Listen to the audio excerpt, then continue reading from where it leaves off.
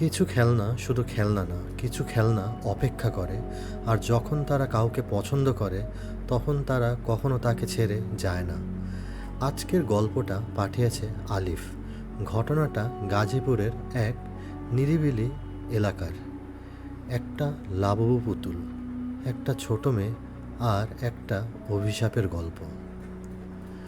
আলিফের ছোট বোনের নাম ছিল মেহজাবিন। বয়স মাত্র 12 বছর। একদিন তার জন্মদিনে একজন দূর সম্পর্কের আত্মীয় তাকে একটা লাবুবু পুতুল উপহার দেয়। পুতুলটা প্রথম দেখাতেই অস্বস্তিকর। বড় বড় চোখ, তীক্ষ্ণ দাঁত আর মুখে এমন একটা হাসি যেটা দেখলে মনে হয় সে কিছু একটা জানে। প্রথম সপ্তাহ সব স্বাভাবিক ছিল, কিন্তু এক রাতে মেহজাবিন হঠাৎ ঘুম থেকে উঠে চিৎকার করে। সে বলল, ও আমার নাম ধরে ডাকছিল। সবাই ভেবেছিল দুঃস্বপ্ন, কিন্তু সেদিন থেকেই অদ্ভুত ঘটনা শুরু হয়। একদিন আলিফ লক্ষ্য করল পুতুলটা বারবার নিজের জায়গা বদলাচ্ছে। ড্রয়িং রুমে রেখে গেলে ওটা রান্নাঘরে পাওয়া যায়, ঘরে রেখে গেলে করিডোরে দেখা যায়। ভয় পেয়ে আলিফ পুতুলটাকে একটা কালো ব্যাগে ভরে বাড়ি থেকে প্রায় 5 কিলোমিটার দূরে ফেলে আসে। সেই রাতে সে নিশ্চিন্তে ঘুমিয়ে পড়ে, কিন্তু সকালে ড্রয়িং রুমে এসে তার বুক হিম হয়ে যায়। ঘরের মাঝখানে একটা চেয়ারের উপর বসে আছে সেই লাবুবু পুতুল, ঠিক যেভাবে সে ওটাকে শেষবার দেখেছিল। এরপর থেকে মেহজাবিন বদলাতে শুরু করে, তার আচরণও অনেকটা বদলে যায়। সে সারাদিন দরজা বন্ধ করে বসে থাকতো। একদিন আলিফ দরজার বাইরে দাঁড়িয়ে শুনতে পেল মেহজাবিন কারো সাথে কথা বলছে। সে বলছে, না, আমি কাউকে বলবো না। হ্যাঁ, আমি তোমার সাথে থাকবো। আলিফ ভেবেছিল হয়তো কারো সাথে কথা বলছে, হয়তোবা সে তার খালার সাথে কথা বলছে। কিন্তু দরজা খুলে দেখে ঘরে শুধু মেহজাবিন, আর বিছানার উপর বসে আছে লাবুবু পুতুল। পরের কয়েক সপ্তাহ মেহজাবিনের আচরণ ভয়ঙ্কর হয়ে ওঠে। সে মাঝরাতে উঠে দাঁড়িয়ে থাকতো, দেয়ালের দিকে তাকিয়ে হাসতো, কখনো কখনো নিজের নাম ভুলে যেত। একদিন সে আলিফকে বলল, লাবুবু বলছে ঘরের ভেতরে আমরা একা না। এটা শোনার পর আলিফ মেহজাবিনকে বলে, এগুলো তুই কী বলছিস? তোর কি মাথা ঠিক আছে? যাই হোক, পরের দিন রাতে হঠাৎ পুরো বাসার বিদ্যুৎ চলে যায়। আলিফ শুনতে পেল উপরে মেহজাবিনের ঘর থেকে হাসির শব্দ। সে দৌড়ে উপরে যায়। দরজা আধ খোলা। ভেতরে উকি দিয়ে যা দেখল সেটা সে আজও ভুলতে পারেনি। মেহজাবিন মেঝেতে বসে আছে, আর তার সামনে রাখা লাবুবু পুতুল মেহজাবিন ফিসফিস করে কথা বলছে, কিন্তু উত্তরও আসছে। আর সেই উত্তর মেহজাবিনের গলা থেকে না, ঘরের অন্য কোথাও থেকে। এরপর আলিফ আর দেরি না করে সম্পূর্ণ ঘটনাটাই আলিফের বাবাকে জানায়। আলিফের বাবা সাথে সাথে মেহজাবিন ও আলিফকে নিয়ে এক হুজুরের কাছে যায়। হুজুর পুতুলটাকে দেখে বলে, এটা অশুভ। এই পুতুলটাকে দিয়ে অবশ্যই কালো জাদু করা হয়েছিল। আপনারা একটা কাজ করুন, পুতুলটাকে আমাকে দেন, আর আমি আপনাদের সাথে আগামীকাল দেখা করব। পুতুলটাকে হুজুরের কাছে রেখে আলিফ, আলিফের বোন আর আলিফের বাবা বাসায় ফিরে যায়। সেই রাতেই আলিফ ঘুম থেকে উঠে দেখে তার ঘরের দরজা খোলা, করিডোরে অন্ধকার, আর শেষে দাঁড়িয়ে আছে মেহজাবিন, হাতে লাবুবু পুতুল। সে ধীরে ধীরে মাথা তোলে, আর চোখের নিচে কালো দাগ, মুখে অস্বাভাবিক হাসি। তারপর সে খুব আস্তে বলে, ভাইয়া, লাবুবু তোমার সাথে কথা বলতে চায়। ঠিক তখনই পুতুলটার মাথা ধীরে ধীরে ঘুরে যায়, আর তার কালো চোখ দুটো সরাসরি আলিফের দিকে তাকায়। ঘটনার বাকি অংশটা আমি অন্য কোনো দিন লিখে পাঠাবো। আমার বোন আপাতত হসপিটালে অ্যাডমিট, আমাদের জন্য দোয়া করবেন। অসংখ্য ধন্যবাদ আলিফ তোমাকে ঘটনাটা আমাদের সাথে শেয়ার করার জন্য। আর তোমার বোনের অবস্থা এখন কেমন সেটাও আমাদেরকে জানাবা। আমরা দোয়া করি যেন তোমার বোন সুস্থ হয়ে যায়। যদি সম্ভব হয় ঘটনার বাকি অংশটাও আমাদের সাথে শেয়ার করবা। আর যারা এতক্ষণ ধরে কষ্ট করে আমাদের ঘটনা শুনছেন, কমেন্টে কাইন্ডলি জানাবেন কে কোথা থেকে শুনছেন।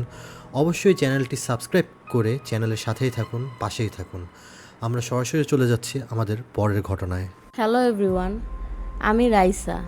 আজকে আমি যে ঘটনাটি আপনাদের সাথে শেয়ার করব, ঘটনাটি আমার বন্ধু রায়হানের। রায়হান তখন মদিনায় কাজ করত। তার সাথে ছিল দুই বন্ধু, জসিম আর ফাহিম। এক রাতে তারা সিদ্ধান্ত নেয় ওয়াদি জিনে যাবে। লোকাল এক আরব তাদের সাবধান করেছিল, দিনে যেতে পারো কিন্তু রাতের পর সেখানে থেকো না। তারা গুরুত্ব দেয়নি। রাত 11টা তারা ওয়াদি জিনে পৌঁছায়। রায়হান গাড়ি বন্ধ করে নিউট্রালে রাখলো। তারপর গাড়ি নিজে নিজে চলতে শুরু করলো। কেউ এক্সিলেটর পা দেয়নি, কিন্তু গাড়ি ধীরে ধীরে সামনে এগোচ্ছে। ফাহিম ভিডিও করা শুরু করলো। সবাই অবাক। হঠাৎ জসিম বলল, ওইটা কি? দূরের পাহাড়ের চূড়ায় একটা কালো অবয়ব দাঁড়িয়ে আছে, মানুষের মতো কিন্তু অস্বাভাবিক লম্বা, আর চারপাশে যেন কুয়াশা ঘুরছে। কয়েক মিনিট পরে তারা শুনতে পেল, রায়হান, খুব আস্তে কিন্তু পরিষ্কার। রায়হান অবাক, কারণ সেইখানে আর কেউ ছিল না। আবার ডাক, রায়হান, এবার পাহাড়ের দিকে থেকে। অবয়টার ভিডিও ধারণ করলো, কিন্তু ভিডিওতে পাহাড় খালি দেখা যাচ্ছিল, কোনো অবয় নেই, কিন্তু তারা তিনজন স্পষ্ট দেখতে পাচ্ছিল। ফাহিম মোবাইল বের করে জুম করলো, অবয়বটার ভিডিও ধারণ করলো, কিন্তু ভিডিওতে পাহাড় খালি দেখা যাচ্ছিল, কোনো অবয়ব নেই, কিন্তু তারা তিনজন স্পষ্ট দেখতে পাচ্ছিল। কৌতূহল তাদের হারিয়ে দিল। তারা পাহাড়ের দিকে হাঁটতে শুরু করলো। যত উপরে যাচ্ছিল চারপাশ তত নীরব হয়ে যাচ্ছিল, এমনকি বাতাসের শব্দও নেই। হঠাৎ রায়হান টর্চের আলো ফেলল। মাটিতে অদ্ভুত পায়ের ছাপ, মানুষের মতো, কিন্তু প্রায় 3 গুণ বড়। আর সেই ছাপগুলো হঠাৎ করে শেষ হয়ে গেছে, যেন কিছু একটা আকাশে উড়ে গেছে। রাত 2টার দিকে তারা দ্রুত এলাকা ছেড়ে চলে আসে। সবাই ভেবেছিল ঘটনা শেষ, কিন্তু পরদিন ফাহিম তার ভিডিও দেখতে গিয়ে জমে গেল। ভিডিওর শেষে 2 সেকেন্ডে একটা জিনিস দেখা যায়। পাহাড়ের চূড়ায় দাঁড়ানো সেই অবয়ব ধীরে ধীরে মাথা ঘুরিয়ে ক্যামেরার দিকে তাকাচ্ছে। আর ভিডিও শেষ হওয়ার ঠিক আগে স্ক্রিনে একটা ছায়া ভেসে ওঠে, যেন কেউ ক্যামেরার একদম সামনে দাঁড়িয়েছিল, কিন্তু ভিডিও করার সময় সেখানে কেউ ছিল না। ওয়াদি জিনের রহস্যের বৈজ্ঞানিক ব্যাখ্যা থাকতে পারে, কিন্তু যারা গভীর রাতে সেখানে যায় তাদের অনেকেরই দাবি, রাস্তা শুধু গাড়িকে টানে না, আরও কিছু টানে। এক রাতে রায়হান ঘুম থেকে জেগে ওঠে। ঘড়িতে 3:17। ঘরের কোণায় একটা কালো ছায়া দাঁড়িয়ে, অন্ধকারের মধ্যে স্পষ্ট দেখা যাচ্ছে, কিন্তু সে চোখের পলক ফেলতেই ছায়াটা অদৃশ্য হয়ে যায়। পরের সপ্তাহে প্রতিদিন রাত 3টার দিকে তার ফ্ল্যাটের ছাদে হাঁটার শব্দ শোনা যেত, যেন খুব ভারী কিছু হাঁটছে, কিন্তু বিল্ডিংয়ের ছাদ সবসময় তালাবদ্ধ থাকত। ফাহিম আবার ভিডিওটা পরীক্ষা করলো, ফ্রেম বাই ফ্রেম, আর তখনই সে একটা জিনিস খেয়াল করলো। পাহাড়ের উপর শুধু একটা অবয়ব ছিল না, ছিল অনেকগুলো, অন্ধকারের মধ্যে দাঁড়িয়ে, সবাই একই দিকে তাকিয়ে, ক্যামেরার দিকে। কয়েকদিন পরে রায়হান এক বৃদ্ধ বেদুইনের সাথে দেখা করে। সব ঘটনা শুনে বৃদ্ধ চুপ হয়ে গেল। তারপর বলল, পাহাড়ের উপর গেলে কখনো কারো ডাকের উত্তর দিয়েছিলে? রায়হান কিছু বলল না, কারণ সে মনে করতে পারছিল ওই রাতে পাহাড়ের দিকে তাকিয়ে সে একবার বলেছিল, কে? বৃদ্ধের মুখ ফ্যাকাশে হয়ে গেল। তাহলে ওরা তোমার কণ্ঠ চিনে ফেলেছে। সেই রাত থেকে একই স্বপ্ন। সে দেখে সে আবার ওয়াদি জিনে দাঁড়িয়ে, চারদিকে কুয়াশা, দূরে পাহাড়ের চূড়ায় শত শত ছায়া, আর সবাই একসাথে বলছে, ফিরে আসো, ফিরে আসো। একদিন হঠাৎ জসিমের সাথে যোগাযোগ বন্ধ হয়ে যায়। ফোন বন্ধ, মেসেজের উত্তর নেই। 2 দিন পরে তাকে পাওয়া যায় মরুভূমির এক এলাকায়। সে জীবিত ছিল, কিন্তু তার মুখে একটাই কথা, ওরা পাহাড় থেকে নেমে আসছে। রহস্যের শেষ খুঁজতে 3 বন্ধু আবার ওয়াদি জিনে ফিরে যায়। রাত 1টা, আগের সেই জায়গা, কিন্তু এবার কিছু একটা আলাদা। কারণ পাহাড়ের গায়ে শত শত ছোট আলো জ্বলছে, যেন অসংখ্য চোখ। রায়হান সাহস করে মোবাইল বের করলো, একটা ছবি তুলল, তারপর দ্রুত গাড়িতে উঠে এলাকা ছেড়ে চলে গেল। পরদিন সকালে সে ছবিটা দেখল। ছবিটা দেখে রায়হান আর নিজেকে সামলাতে পারল না, কারণ ছবিটার ভেতরে ছিল জসিমের চেহারা, যেখানে জসিমকে দেখা যাচ্ছিল খুবই বীভৎস অবস্থায়। রক্তাক্ত জসিমের চেহারাটা ছিল খুবই রক্তাক্ত অবস্থায়। রায়হান নিজেকে সামলাতে না পেরে রায়হান জলদি জসিমকে ফোন কল করলো। জসিম ফোন কলটি পিক করলো। তখন রায়হান জিজ্ঞেস করলো, জসিম তুই ঠিক আছিস তো? জসিম বলল যে হ্যাঁ আমি ঠিক আছি, কেন, কি হয়েছে? তখন রায়হান ভাবলো না কিছু হয়নি বলে ফোন রেখে দিল। তারপর রায়হান সেই ছবিটি নিয়ে সেই বৃদ্ধর কাছে গেল, যে বলল, আমি জসিম আর ফাহিম গতকাল পাহাড়ে গিয়েছিলাম জানতে যে আমাদের সাথে এগুলো কি হচ্ছে, কিন্তু তখন আমরা সবাই সবল ছিলাম। কিন্তু আজকে যে ছবিটা আমি তুলে এনেছি সেখান থেকে, ছবিটার মধ্যে জসিমের চেহারা এমন কেন দেখাচ্ছে? আর আমি তো জসিমের কোনো ছবি তুলিনি, আমি তো পাহাড়ের একটা ছবি তুলেছিলাম। তো বৃদ্ধ লোকটি বলল যে এটি কোনো ভালো লক্ষণ না, এটি খুবই ভয়াবহ লক্ষণ। তুমি তোমার জসিম বন্ধুকে আমার কাছে নিয়ে আসো। রায়হান যত জলদি সম্ভব জসিমের কাছে পৌঁছানোর চেষ্টা করতে থাকলো, কিন্তু ততক্ষণে অনেক দেরি হয়ে গেছে। রায়হানের কাছে একটু ফোন কল আসলো যে জসিম আর এই দুনিয়াতে নেই। রায়হান দৌড়ে জসিমের বাসায় গেল, যে রায়হান দেখতে পেল জসিমের মৃতদেহ, এবং জসিমকে দেখতে ঠিক সেই ছবিটার মতোই লাগছে, যে ছবিতে সে আগেই দেখেছিল জসিমকে রক্তাক্ত অবস্থায়। রায়হান খুবই ভয় পেয়ে গেল। এরপরে রায়হান ফাহিমের বাসায় গেল।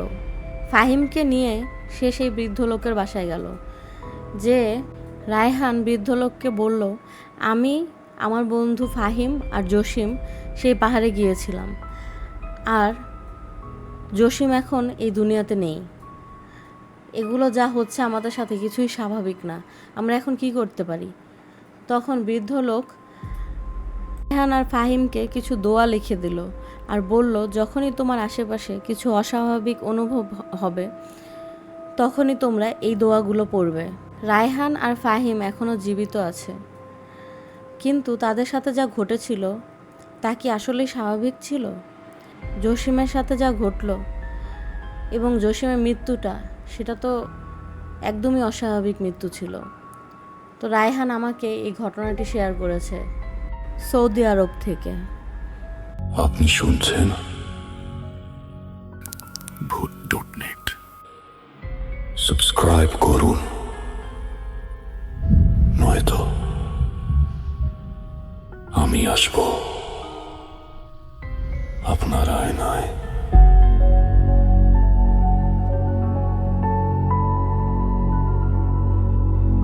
অসংখ্য ধন্যবাদ রাইসা তোমাকে ঘটনাটা আমাদের সাথে শেয়ার করার জন্য।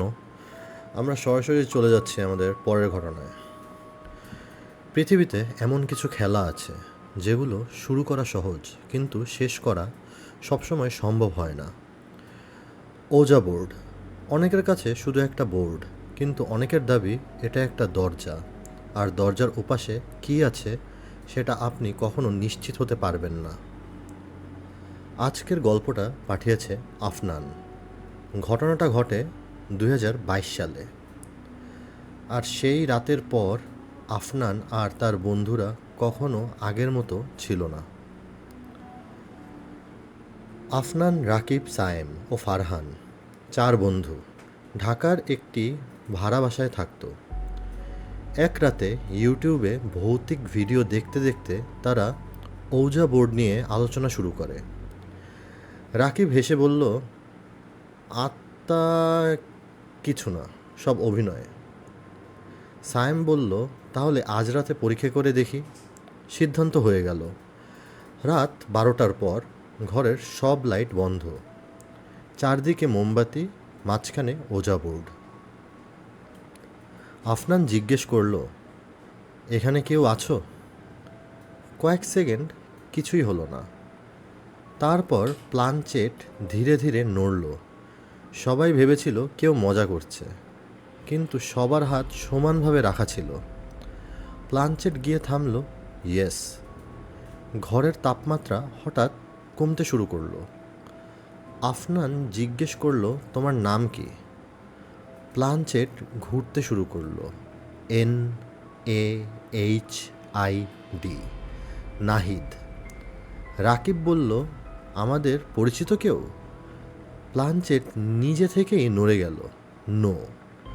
তারপর হঠাৎ সব মোমবাতি একসাথে কেঁপে উঠল।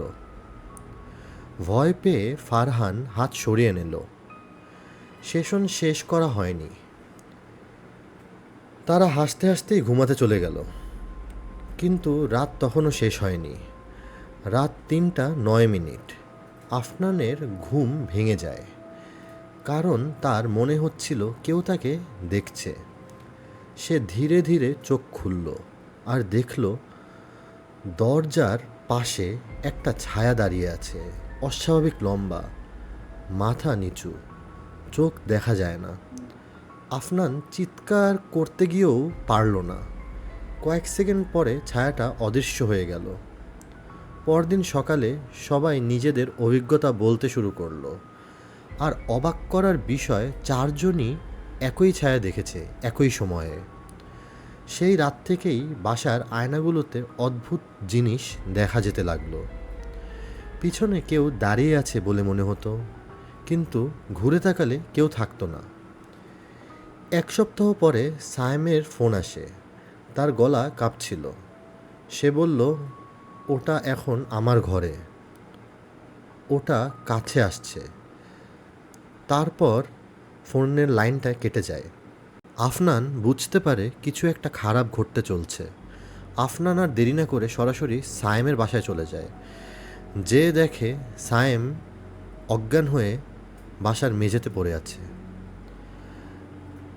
কিছুক্ষণ পর সায়েমের জ্ঞান ফেরে। তখন সায়েম আফনানকে বলে, আমি শাওয়ার নিতে গিয়েছিলাম, কারণ আজকে আমার একটা ক্লায়েন্টের সাথে দেখা করার কথা, বিজনেস পারপাসে।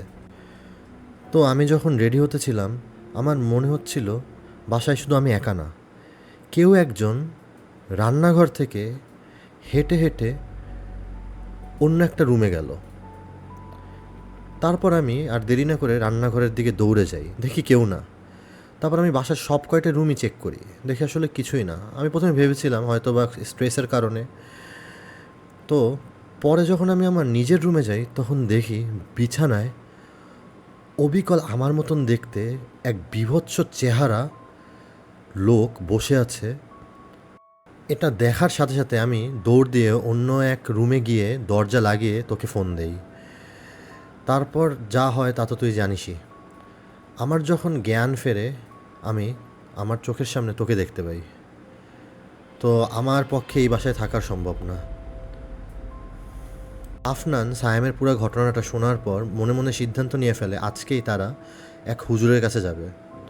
পরে বিকেলে তারা হুজুরের কাছে যায়। হুজুরকে সব ঘটনা খুলে বলে। পরে হুজুর তাদের জানায়, আসলে তোমরা যাকে এনেছো সে আসলে নাহিদ না, সে একটা খারাপ জিন। যাই হোক, এই পানি পড়াটা আমি তোমাদের দিলাম, এটা প্রত্যেক দিন খাবা। আর তোমরা 5 ওয়াক্ত নামাজ পড়ার চেষ্টা করবা। ইনশাল্লাহ তোমাদের সাথে আর কোনো খারাপ কিছু হবে না। এখানেই ঘটনাটা শেষ করা। অসম্ভব ধন্যবাদ আফনান তোমাকে ঘটনাটা আমাদের সাথে শেয়ার করার জন্য।